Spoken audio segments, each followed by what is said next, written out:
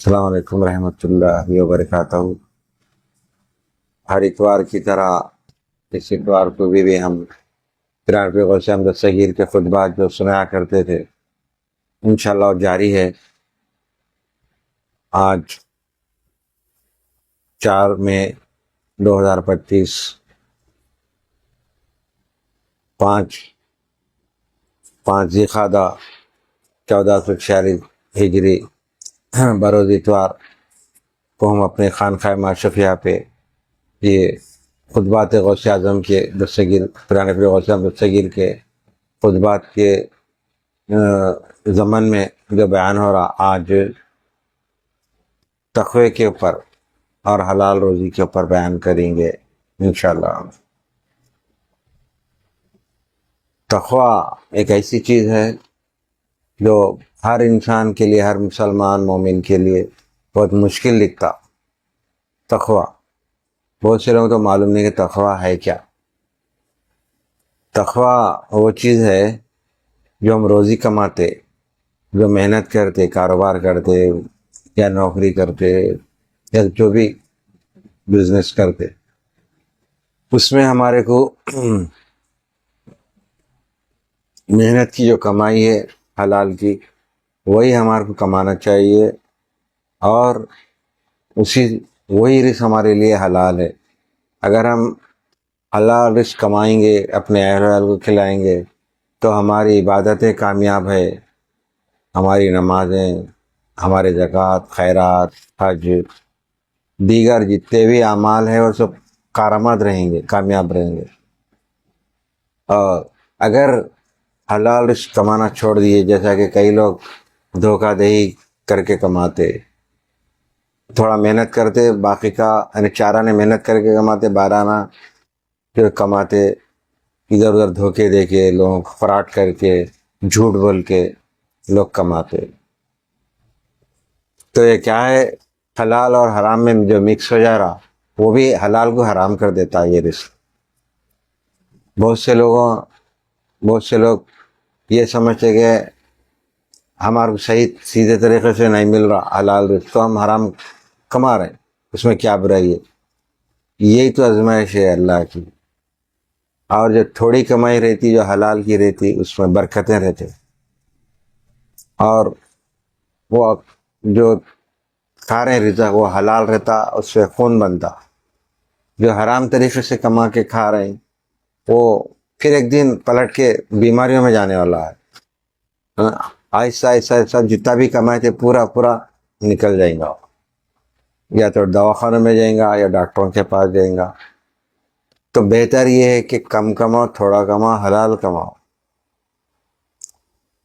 حضرت عبداللہ شاہ صاحب بھی بیان کرے تھے اپنی کتاب میں، نور المصابیح میں بیان کرے، یہ بول رہے ہیں کہ ایک انسان ساری زندگی دھوکہ دے کے الٹ پلٹ طریقے سے کماتا، بہت کماتا، نہ نماز پڑھتا، نہ روزہ رہتا، نہ تو حلال رزق کمانے کی طرف سوچتا، جو بھی ملا، جہاں سے بھی ملا، کماتے رہتا، تو اپنی زندگی پوری صرف کر دیتا کما۔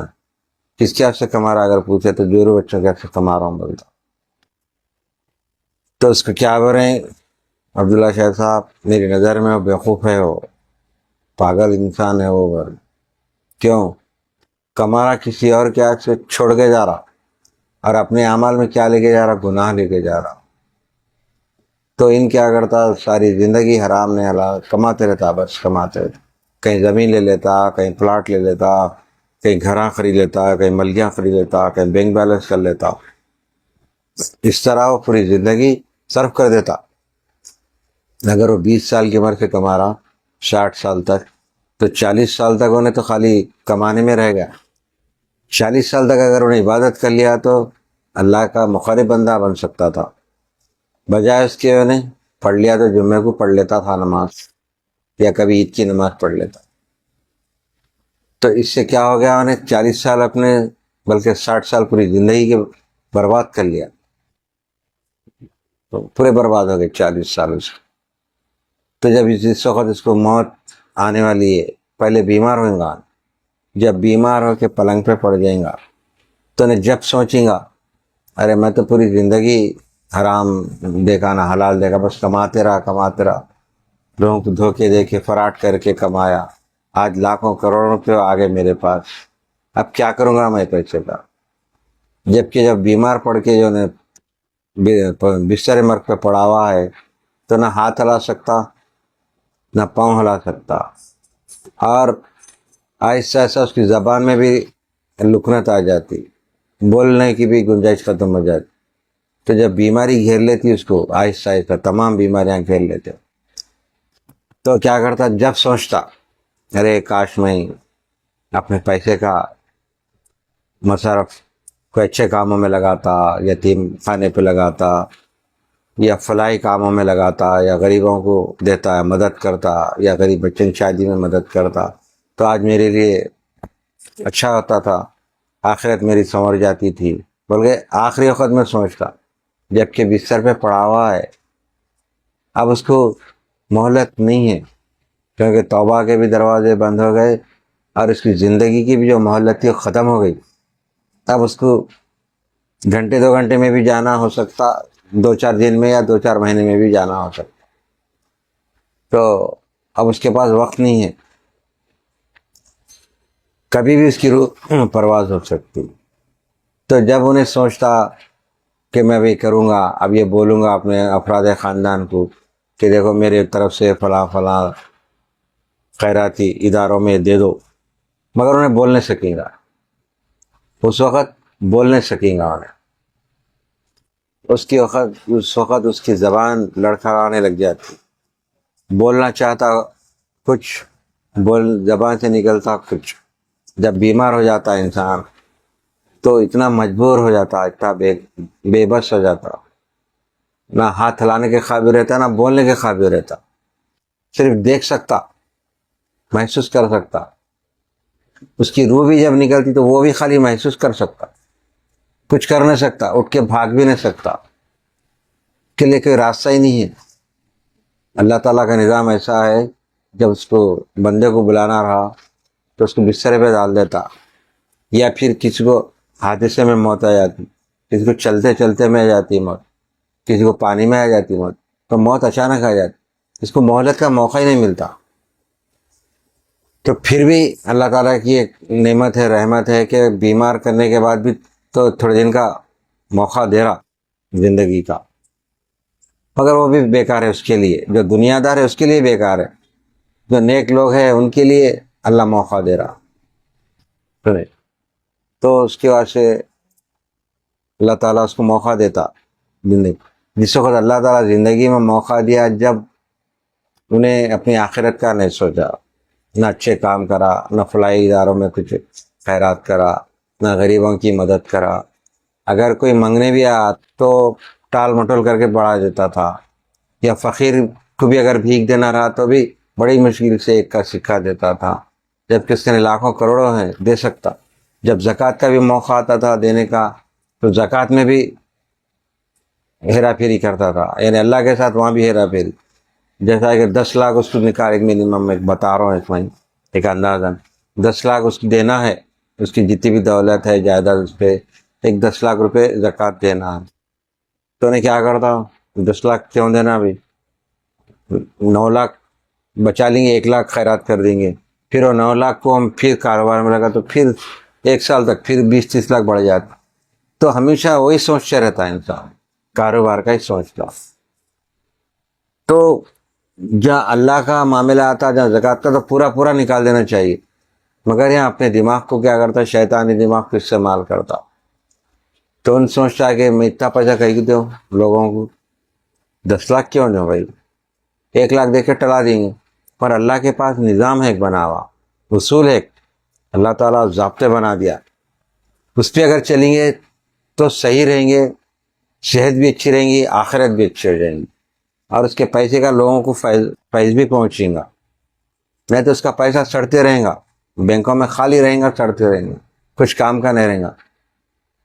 اور اس کی ایک مثال بھی دیے اولیاء کرام ایک مثال دیے، جو روپیہ پیسے کو لاکھوں کروڑوں کو روک دیتا، کسی کام میں نہیں لاتا، نہ کسی فلاحی کام میں لاتا، نہ کسی کی مدد کرتا، بس رکا خالی رکھا ہوا ہے پیسہ. تو اس کی مثال دیے اولیاء کرام. جیسا کہ ایک دریا ہے پانی کا دریا بہتے ہوئے آ رہا، تو لوگ کیا کر رہے ہیں، اس میں پانی پی رہے ہیں بھی، لے کے بھی جا رہے ہیں، اس کا استعمال بھی کر رہے ہیں، کپڑے بھی دھو رہے ہیں، بے حساب پانی لے کے جا رہے ہیں لوگ، بھر بھر کے لے کے، پھر بھی کم نہیں ہو رہا دریا کا. ٹھیک ہے. اور ایک جگہ چھوٹا سا پانی کا ایک گڑھا ہے، تھوڑا وہ گڑھا پانی کا ہے، اور وہ پانی کو کوئی لے رہا نہیں، استعمال نہیں کر رہا، تو پانی ہوتے تو کیا ہو جاتا، کالا پڑ جاتا، اور اس میں کیڑے آ جاتے، اس میں کنجال آ جاتا، مچھر آ جاتے، وہ پانی پہ مچھر بیٹھنے لگ جاتے، اور وہ پانی میں بدبو شروع ہو جاتی. وہ پانی کو کوئی استعمال بھی نہیں کرنا چاہتا. اگر کوئی اتفاقاً غلطی سے پینے اگر گیا تو اس میں بدبو آتے، پانی بھی پھینک دیتا، ایک گھٹ بھی نہیں پیتا، کوسے پانی کو جو گندا ہوگا. تو یہ مثال دے رہے ہیں، جیسا کہ پیسہ دولت رکھی ہوئی ہے وہ گندے پانی کی طرح ہے. پیسے کا جو استعمال ہو رہا غریبوں میں، یتیموں میں، مختلف اداروں میں اگر لوگوں کے کام میں آ رہا تو دریا کی طرح ہے وہ پیسہ. تو اللہ تعالیٰ دیتے رہتا وہ پیسہ، اگر انہیں اللہ کے کاموں میں لگاتے رہا تو آتے رہتا. اگر نے اللہ کی نعمت کو روک دیا ایک جگہ تو گندے پانی کی طرح ہو جاتا. تو یہ مثال دیے. تو ہم کو چاہیے کہ اللہ تعالیٰ کی نعمتوں کا شکر ادا کرے اور صدقہ خیرات ادا کرے، عبادت کرے اللہ کی، درود کثرت سے پڑھے سرکار دو عالم صلی اللہ علیہ وسلم پر، اور پھر اس سے کی بتایا تعلیمات پر چلے، اور حق حلال کا کمانے کی کوشش کرے. اللہ سے دعا کرتے ہیں، یا اللہ ہم تمام جتنے بھی حاضرین مریدین متقدین بیٹھے مالک، ان کی جو حاجتیں ہیں وہ بھی پورے ہو جائے، جو مقصد ہے ان کے کامیاب ہو جائے. کوئی نوکریوں کے لیے کوشش میں ہے مالک، وہ نوکری ہو جائے، کوئی بے روزگار ہے روزگار سے لگ جائے، جو بچوں کی شادیوں کے لیے بولے ان کی شادیوں کا انتظام ہو جائے، اور جو دیگر پریشانی میں بیماری میں مبتلا ہے اللہ صحت کلی عطا فرما. اور دیگر جو مسئلے مسائل میں لوگ پھنسے مالک، ان کو مسئلے مسائل سے دور فرماتے مالک، ان کو خوشیاں نصیب فرما، ان کی پریشانی کو دور فرما. سرکار دو عالم صلی اللہ علیہ وسلم کی سنتوں پر ہم تمام کو چلنے کی توفیق عطا فرما، اور اہل بیت اطہار سے ہمارے دلوں میں محبت کو قائم اور دائم رکھ. ہمارے تمام صغیرہ کبیرہ تمام گناہوں کو معاف فرما. دشمنوں کے شرور سے، حاسدین کے حسد جلن سے ہم تمام کو محفوظ رکھ مالک، اور ان کو ہدایت دے. جو لوگ اس طرح لوگوں کو پریشان کرے مالک، ان کو ہدایت دے، سیدھے راستے پہ چلا مالک. اور ہماری دعاؤں کو قبول اور مقبول فرما میرے مالک. کوئی خطا غلطی ہوگی تو معاف فرما مالک. اس محفل کو قبول اور مقبول فرما، اور ہمارے کو اولیاء اکرام کے بتائے ہوئے تعلیمات پر چلنے کی توفیق عطا فرما. ہماری دعاؤں کو قبول اور مقبول فرما. بفضل سبحانک رب العزت عما یصفون وسلام علی المرسلین والحمد للہ رب العالمین. بلا الہ الا اللہ.